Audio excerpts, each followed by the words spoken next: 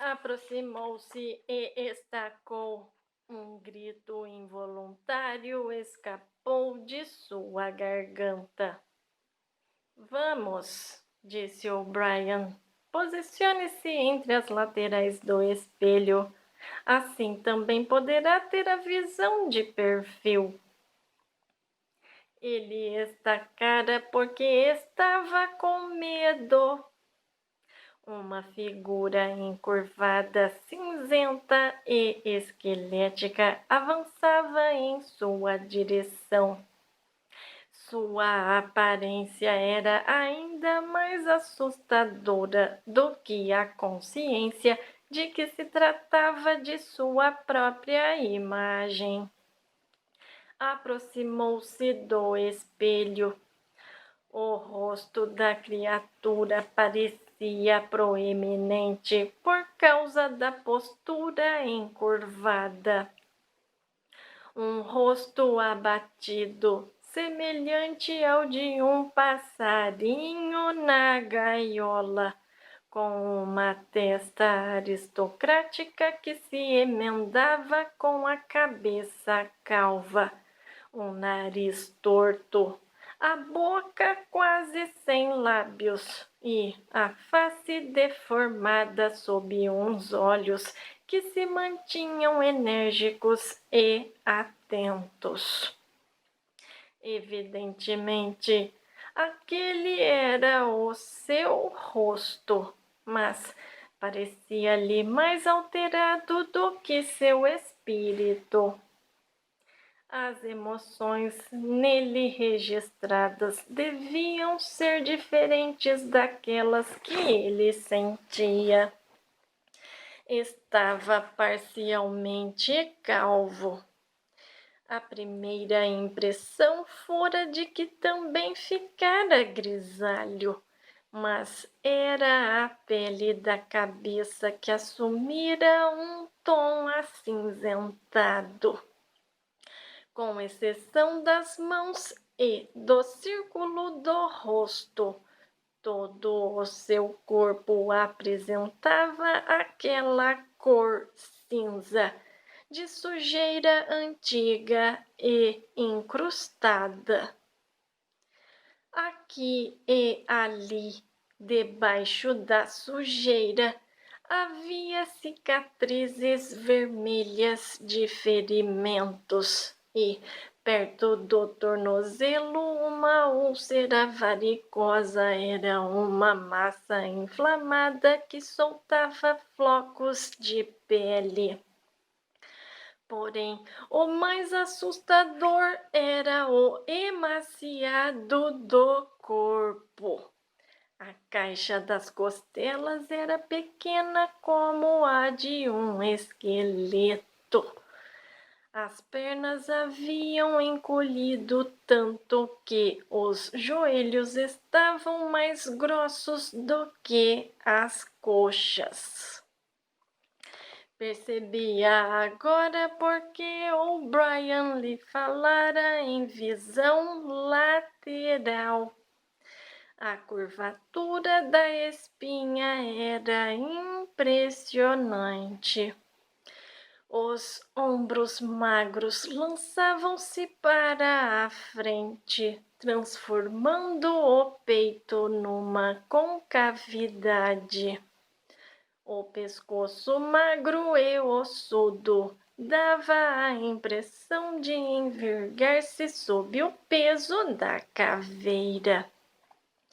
Parecia o corpo de um homem de 60 anos que sofresse de uma doença maligna.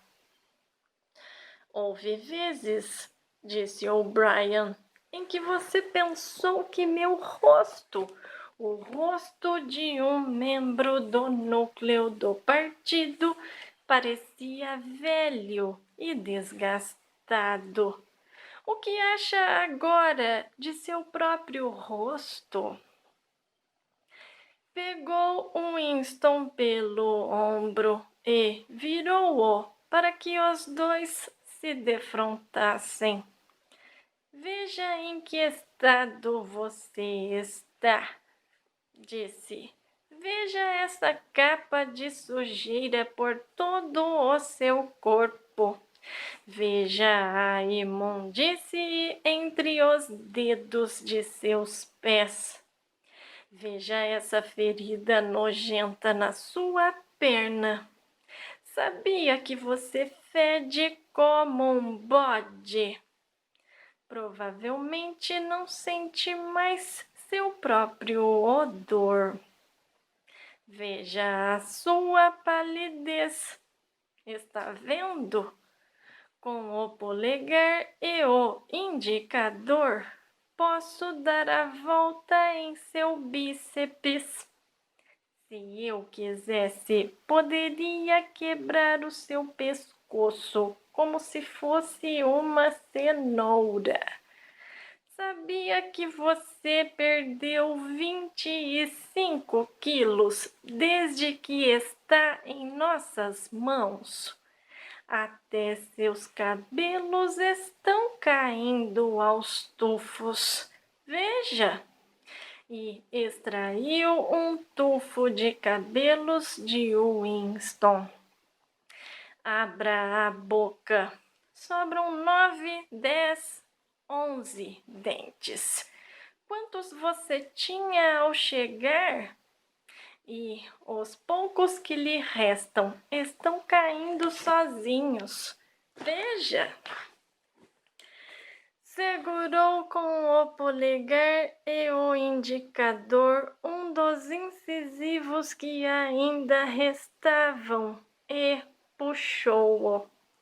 Uma pontada de dor percorreu a mandíbula de Winston. O'Brien olhou para o dente solto em sua mão e jogou-o no chão. Seu corpo está apodrecendo, disse. Você está caindo aos pedaços. O que você é? Um saco de lixo.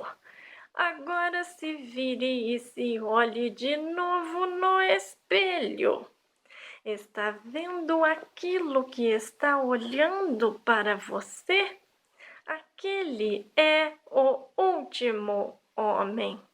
Se você é um ser humano, aquilo é a humanidade. Agora vista-se. Winston começou a se vestir com movimentos lentos e duros. Até então parecia não ter se dado conta de quão magro e fraco estava. Um único pensamento percorria sua cabeça, que permanecera naquele lugar por mais tempo do que pensara. De repente, concentrou-se nos trapos miseráveis que o envolviam e um sentimento de pena pelo estado de seu corpo se apossou de sua mente. Antes de perceber o que estava fazendo, despencou sobre uma banqueta ao lado da cama, em lágrimas. Tinha consciência de sua feiura e falta de graça. Um feixe de ossos envolto em roupas imundas, sentado e chorando sob a luz branca e dura. Mas não conseguia parar. O'Brien apoiou a mão em seu ombro, quase com afeto. Não vai durar para sempre, disse. Você pode escapar disso quando quiser. Só depende de você. Vocês fizeram isso comigo, soluçou Winston.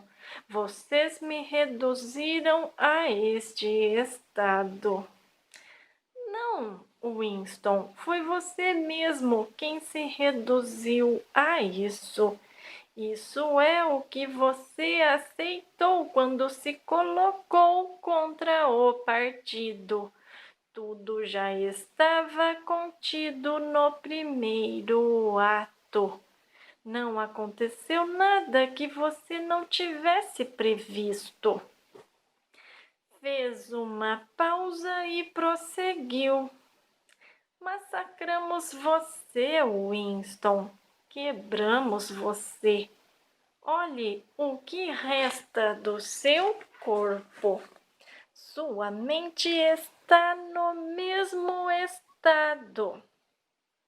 Não acho que ainda lhe reste muito orgulho. Você foi submetido a chutes, açoites e insultos. Gritou de dor, rolou pelo chão sobre o seu sangue e o seu vômito. Implorou por clemência, traiu tudo e todos. Pode imaginar alguma degradação que ainda não tenha sofrido? Winston parou de chorar, embora as lágrimas continuassem a lhe escorrer dos olhos. Olhou para O'Brien. Não traí Júlia, disse. O'Brien olhou para ele concentrado. Não, disse. Não, isso é mesmo verdade. Você não traiu Júlia. A peculiar reverência por O'Brien, que nada parecia capaz de destruir, invadiu novamente o coração de Winston. Que inteligente, ele pensou. Que inteligente! O'Brien nunca deixava de compreender o que lhe era dito. Qualquer outra pessoa na face da terra teria respondido prontamente que ele tinha traído Júlia. Afinal, o que é que não lhe fora extraído com as torturas? Ele lhes revelara tudo o que sabia sobre ela, seus hábitos, sua personalidade, sua vida pregressa. Confessara até os mínimos detalhes tudo o que acontecera em seus encontros, tudo o que ele lhe dissera e ela a ele. Suas refeições obtidas no mercado negro, seus adultérios, seus vagos planos contra o partido. Tudo. Porém, no sentido em que pretendera empregar a palavra, não a traíra, não deixara de amá-la. Seus sentimentos por ela permaneciam intactos. O'Brien percebera o que ele quisera dizer sem que fosse preciso explicar. Diga-me, falou, quando é que vão me matar? Pode demorar, respondeu O'Brien. Você é um caso difícil, mas não perca as esperanças. Mais cedo ou mais tarde, todos se curam. No fim, nós o mataremos.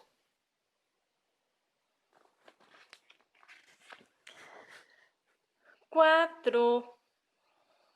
Winston sentia-se muito melhor, engordava e se fortalecia a cada dia, se é que naquele lugar podia-se falar em dias. A luz branca e o zumbido eram sempre os mesmos, mas a cela era um pouco mais confortável que as outras em que já estivera.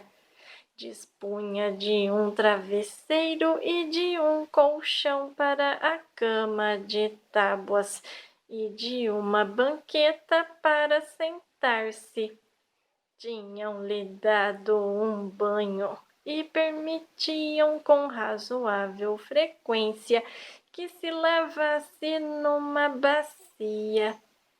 Forneciam-lhe até água quente.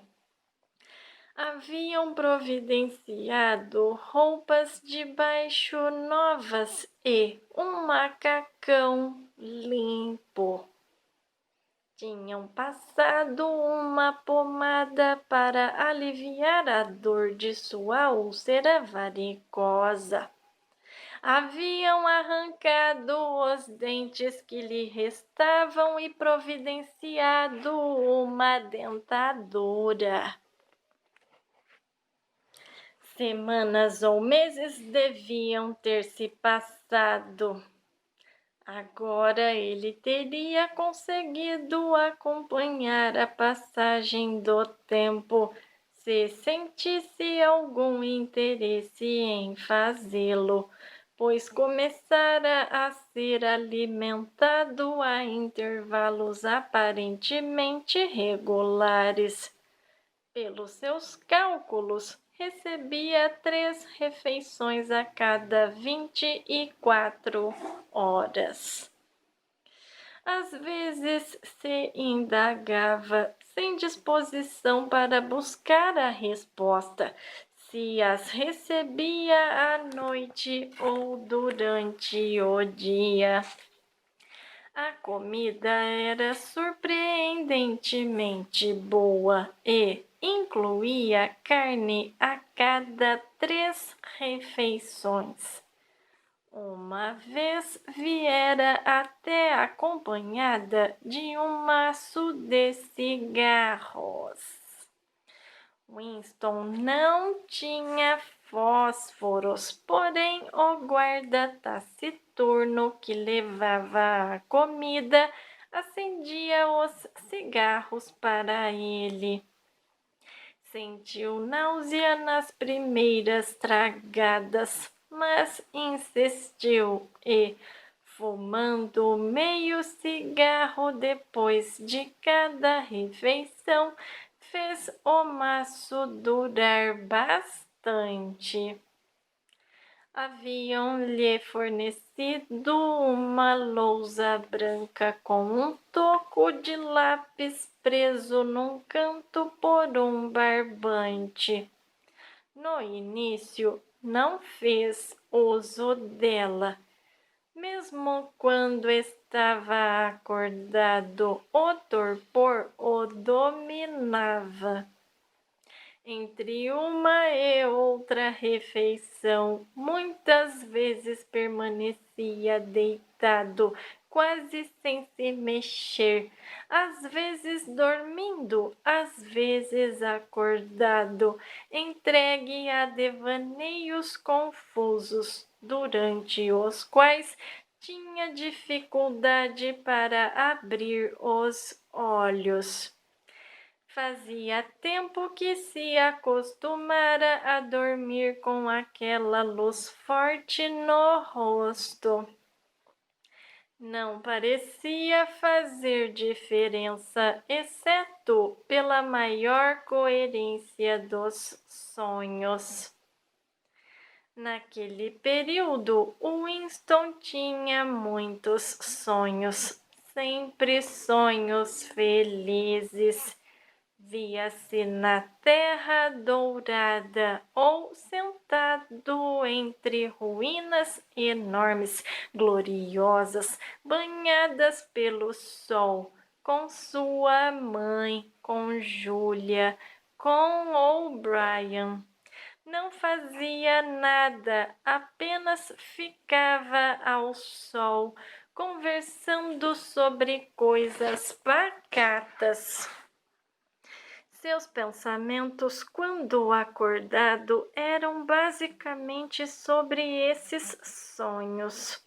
Parecia ter perdido a capacidade do estímulo intelectual, agora que o agente da dor fora removido. Não estava entediado, não sentia o menor desejo de conversar ou distrair-se. O simples fato de estar sozinho, não ser torturado nem interrogado, ter o suficiente para comer e permanecer com o corpo limpo era plenamente satisfatório.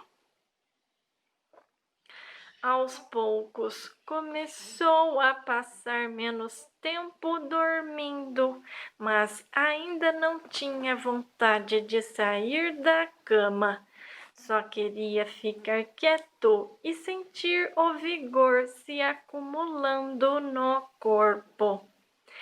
Apalpava-se aqui e ali, tentando convencer-se de que não era ilusão, que seus músculos ficavam mais redondos e sua pele menos flácida.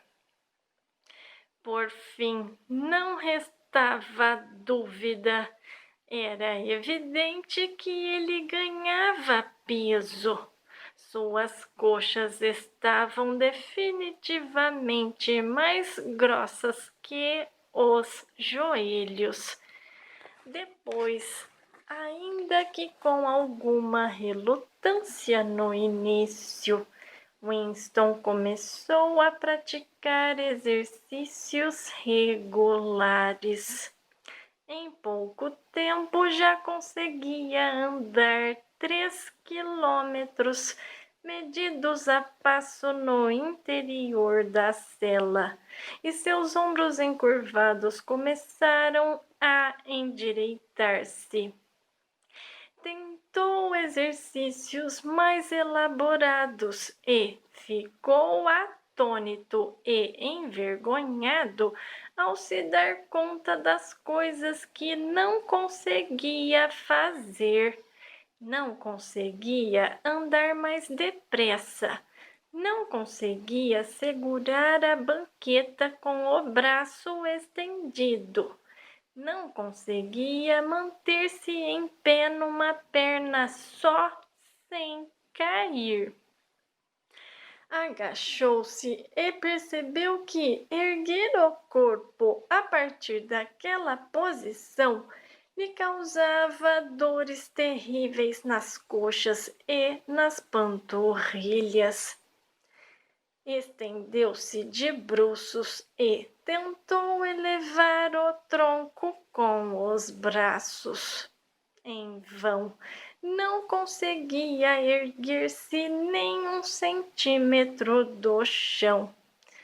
Contudo, alguns dias mais tarde, algumas refeições mais tarde, até mesmo essa façanha ele conseguiu realizar. Passado algum tempo, já era capaz de repetir o exercício 6 vezes seguidas. Começou a orgulhar-se de seu corpo e a nutrir a crença de que seu rosto também estava voltando ao normal. Só quando acontecia de levar a mão ao crânio calvo, Winston se lembrava do rosto arruinado e coberto de cicatrizes que vira no espelho. Sua mente ficou mais ativa. Sentava-se na cama de tábuas com as costas apoiadas na parede e a lousa sobre os joelhos. E se dedicava deliberadamente à tarefa de reeducar-se. Capitulara. Era indiscutível. A bem da verdade, agora percebia. Estava pronto para a rendição muito antes de decidir-se. Desde que chegara ao Ministério do Amor, e mesmo naqueles minutos em que ele e Júlia, paralisados, sem ação no meio do quarto, ouviam a voz truculenta vinda da teletela lhes dizendo o que fazer. Winston compreendera sua futilidade, sua leviandade ao afrontar o poder do partido. Sabia agora que fazia 7 anos que a polícia das ideias o observava como se ele fosse um besouro debaixo de uma lupa. Não havia ato físico nem palavra pronunciada em voz alta que eles não tivessem notado, nenhuma sequência de ideias que não tivessem sido capazes de inferir. Até o grão de poeira esbranquiçada que Winston deixava sobre a capa do diário, eles recolocavam cuidadosamente no lugar. Haviam-lhe mostrado gravações e fotos